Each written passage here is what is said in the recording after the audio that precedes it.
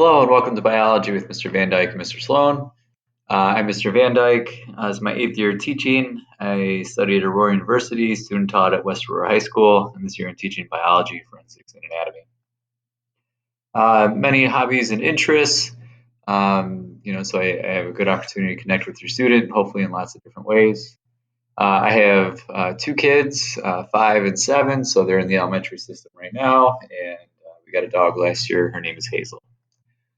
Mr. Sloan and I have been teaching together for 5 or 6 years now. So we have a lot of experience working together, and he's got kids in high school, so he has a really good relation and understanding of the students in high school.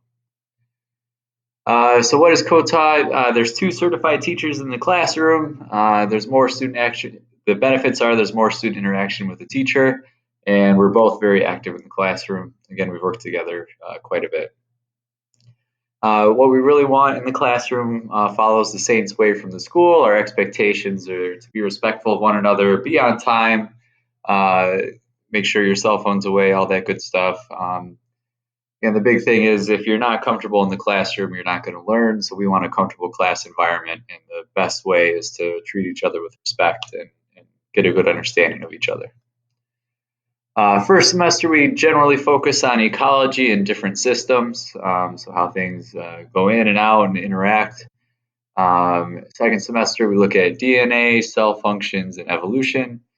This year, we're using a slightly different resource that focuses more on skills. It's still covering all the same curriculum and content, but there's definitely a much more skill-based focus. So students are using computational models and analyzing data. And so, the skill is first, the content acquisition is a little bit second. So it might look a little bit different, or the way your student describes it might sound a little bit different than maybe your experience in biology.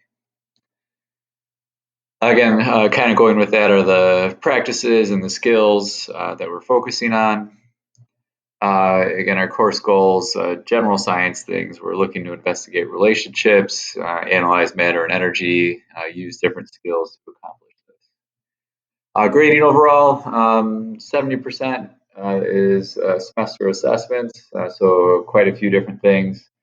Homework, classwork, and formatives are about 10%, and then our final exam is 20%. Splits into 2 parts, 5 and 15. Just the district homework definition.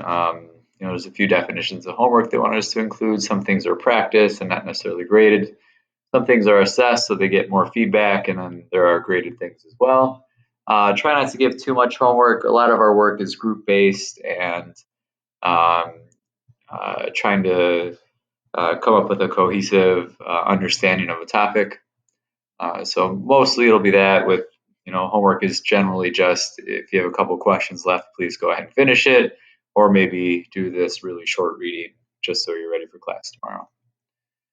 Supports, there's an online textbook, Google Classroom. You're always welcome to contact us, and it hasn't started yet, but generally there's tutoring.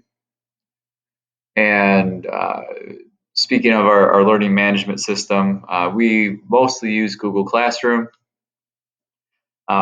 And just so you can see how it's organized, I generally just have 1 document per unit. The less things to click on, the better. I add in, what we did in class for the day. If there's any homework, I link any relevant documents.